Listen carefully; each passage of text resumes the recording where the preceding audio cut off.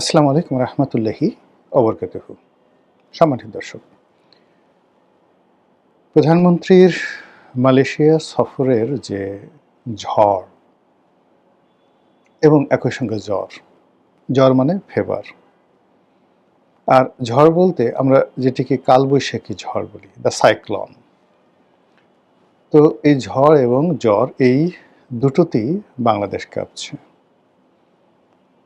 Malaysia যারা বসবাসরত বাংলাদেশির লোকজন রয়েছেন তারা তো ভীষণ রকম খুশি।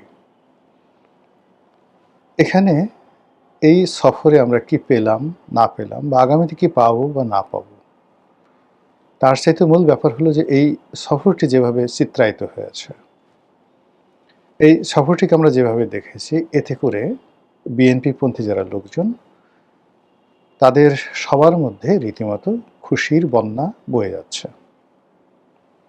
আর অন্যদিকে যারা বিএনপি বিরোধী লোকজন, বিশেষ করে আওয়ামী লীগের যারা লোকজন রয়েছেন, তাদের একেবারে মন খারাপ, ভীষণ রকম মেজাজ গরম হচ্ছে, রাগ হচ্ছে যে কি করে সারা জীবন যাকে তুচ্ছ-তাচ্ছিল্য করলাম, যাকে গালাগাল করলাম, যাকে বালক বললাম, লেখাপড়া জানে না, ইত্যাদি ইত্যাদি নানা রকম দুষ্ট প্রডিগাল বয়, তারপর শেষে মানে কি না বলেছি, সেই হাওয়া ভবন, খাম্বা হাম্বা ইত্যাদি নানা রকম কারেন্ট ঠারেন্ট বলে গালাগালি করে কত গান ঠান বাজালাম। আর সেই মানুষটিকে মালয়েশিয়ার প্রধানমন্ত্রী আনোয়ার ইব্রাহিমের মতো বিশ্ববরেণ্য একজন রাজনীতিবিদ, সিজেন্ট, তার মতো মানুষ তাকে বন্ধু হিসেবে স্বীকৃতি দিলেন।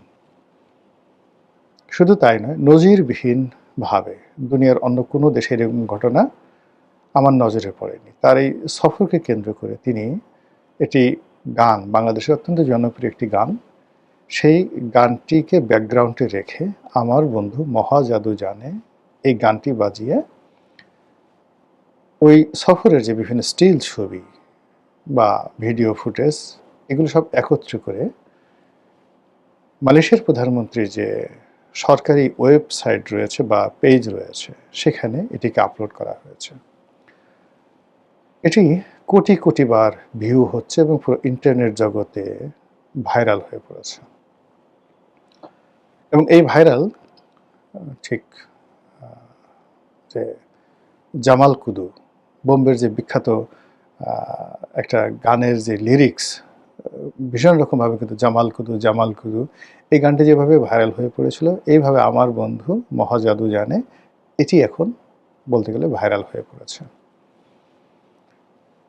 বিএনপি লোকজন তো অবশ্যই খুশি, কিন্তু বাস্তবতা হলো যে আমরা এখান থেকে আসলে কি পেলাম। আমার বন্ধু মহা জাদু জানে, এটিকে যদি আপনি পজিটিভ অর্থে ব্যবহার করতে চান, তাহলে আপনি বলতে পারেন যে তার সম্মোহন ক্ষমতা,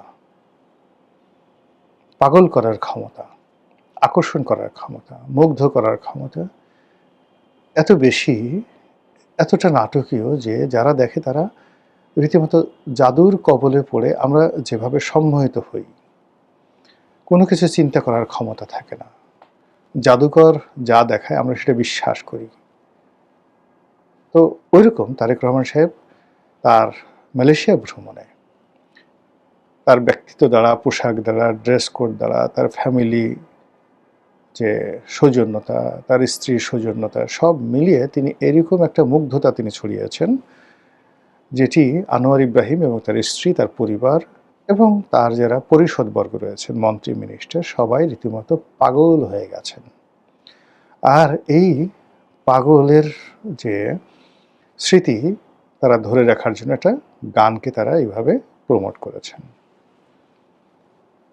হয়তো এই মুগ্ধতা এমন ব্যাপারে ছিল, তারা চাচ্ছিলেন যে তারেক রহমান সাহেব আরও একদিন থেকে যান, বা যে কোনো কারণে আনোয়ার ইব্রাহিমের তারেক রহমান সাহেবকে এত বেশি ভালো লেগেছে, তার ব্যক্তিত্ব, তার চেহারা, তার আচার আচরণ এবং সব মিলিয়ে আনোয়ার ইব্রাহিম তারেক রহমান সাহেবের সাথে বন্ধুত্ব করার জন্য রীতিমতো পাগল হয়ে গেছেন, দ্য ম্যাড। এই হলো পজিটিভ। নেগেটিভ চিন্তা অনেক কিছু করতে পারেন, অনেক কিছু করতে পারেন। কারণ হলো জাদু যে শব্দটি রয়েছে, ম্যাজিক, এই শব্দটি মূলত নেগেটিভ। এটিকে বাংলায় বলা হয় ভেলকিবাজি।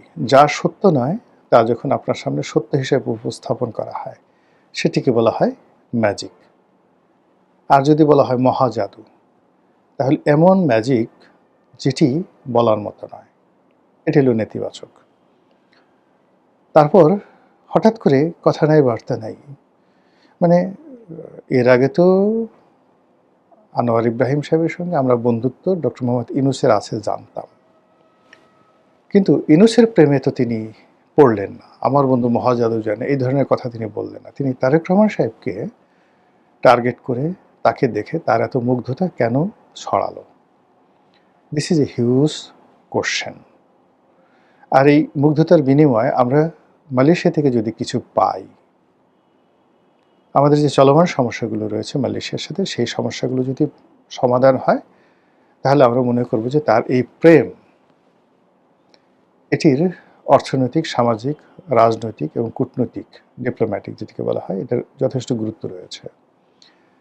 কিন্তু এটা যদি কেবলই এটি গান হয়, কেবলই তারেক রহমান সাহেবকে প্রশংসা করার জন্য একটি ওসিলা হয়, বা এই ভ্রমণের কোনো যদি বস্তুগত মিল না থাকে, তাহলে আগামী দিনগুলোতে আনোয়ার ইব্রাহিমের ব্যক্তিত্ব নিয়ে, তার চিন্তা চেতনা নিয়ে, তার ব্যক্তিগত জীবন নিয়ে যে প্রশ্নগুলো অতীতে ছিল, সেই প্রশ্নগুলো আবার সামনে চলে আসবে। তিনি দীর্ঘদিন জেলে ছিলেন, তারপর জেল থেকে বহু কষ্ট করে তিনি বের হয়েছেন, এবং জেল থেকে বের হওয়ার পেছনে তার স্ত্রীর বিরাট অবদান আছে। তারপর তিনি আবার ক্ষমতায় এসেছেন। তো তার যোগ্যতা নিয়ে, অভিজ্ঞতা নিয়ে, গ্লোবাল পার্সপেক্টিভে প্রশ্ন তোলার মতো কোনো অবস্থা নেই। তো কাজেই তিনি যে প্রেমে পড়েছেন, জাদুর মন্ত্র বলে মুগ্ধ হয়ে আছেন, আমরা সেই জাদুর বাস্তব ফলাফল দেখতে চাই। এ গেল এক। কিন্তু প্রধানমন্ত্রী শেখ হাসিনা, তার জমানাতে উনি মালয়েশিয়াতে গেছেন কিনা বা আমাদের মনে পড়ে না। এ কারণ হলো ওনার যে বিদেশ সফরগুলো ছিল, কোনো বিদেশ সফরই তারেক রহমান সাহেবের মতো এরকম জৌলুসপূর্ণ ছিল না। ফলে এটা বাংলাদেশের মানুষের স্মৃতিতে, যেমন আপনার দুটো স্মৃতি, আমরা তিনটা স্মৃতি আমরা ভুলতে পারবো না। এক নম্বর স্মৃতি হলো যে বেগম খালেদা জিয়া একবার থাইল্যান্ড যাবেন। তো থাইল্যান্ড যাওয়ার সেই প্রোগ্রামটিকে কালারফুল করার জন্য থাকসিন সিনাওয়াত্রা, তখন থাইল্যান্ডের প্রধানমন্ত্রী, ও দেশের শীর্ষ ব্যবসায়ী, তিনি তার নিজস্ব বিমানে করে ঢাকা চলে এলেন, এবং ঢাকা এয়ারপোর্ট থেকে নজিরবিহীনভাবে বেগম জিয়াকে রিসিভ করে তিনি নিয়ে গেলেন থাইল্যান্ডে। এই বিরল অভিজ্ঞতা বাংলাদেশের আর কখনো হয়নি। আরেকটি অভিজ্ঞতা বেগম জিয়ার জীবনে হলো, সেটি হলো তিনি বিরোধী দলীয় নেত্রী যখন ছিলেন 2011 বা 12 সালে, তিনি ভারতে গিয়েছিলেন। তো তখন তাকে রিসিভ করার জন্য, বিরোধী দলীয় নেতাকে রিসিভ করার জন্য স্বয়ং sitting prime minister Manmohan Singh এয়ারপোর্টে চলে এসেছিলেন। ভারতে আমাদের দেশের মন্ত্রী তো দূরের কথা, মন্ত্রীকে দেখুন এখন ঢুকতে দেওয়া হচ্ছে না। ইভেন শেখ হাসিনা যখন প্রধানমন্ত্রী ছিলেন, একজন মহিলা উপমন্ত্রী, সেই মহিলা উপমন্ত্রীর মতো একজন মানুষকে দিল্লি এয়ারপোর্টে পাঠানো হতো তাকে রিসিভ করার জন্য। ওরা কিছু ঢোল বাজিয়ে নাচানাচি করতো, এই পর্যন্তই। তো সেক্ষেত্রে বেগম জিয়ার সেই যে এয়ারপোর্টে রেড কার্পেট যাকে বলা হয়, অভ্যর্থনা, মনমোহন সিংয়ের উপস্থিতি, এবং তিনি নিজে বেগম জিয়ার গাড়ির দরজা খুলে দেওয়ার যে দৃশ্য, এটি এখন আমাদের দেশে যারা মানুষ, ফরেন ডিপ্লোম্যাসি যারা দেখছেন, তারা এটা খুব এনজয় করেন। আর তৃতীয় ঘটনা ঘটল এই মালয়েশিয়াতে। তো যার জন্য এটা আমাদের জন্য একটা পরম পুলকের বিষয়, আনন্দের বিষয়। কিন্তু বাস্তবতা হলো যে পেলাম কি? সবই তো দেখালেন, কিন্তু আমরা পেলাম কি? মালয়েশিয়ার প্রধানমন্ত্রী তার যে বক্তব্য দিয়েছেন, সেই বক্তব্যে স্পষ্টতই বোঝা গেল যে বাংলাদেশ থেকে তারা শ্রমিক নিচ্ছেন না। বাংলাদেশের উপর যে নিষেধাজ্ঞা দেওয়া হয়েছে সেটি তারা তুলছেন না। অধিকন্তু আগামীতে শ্রমিক নেয়ার ব্যাপারে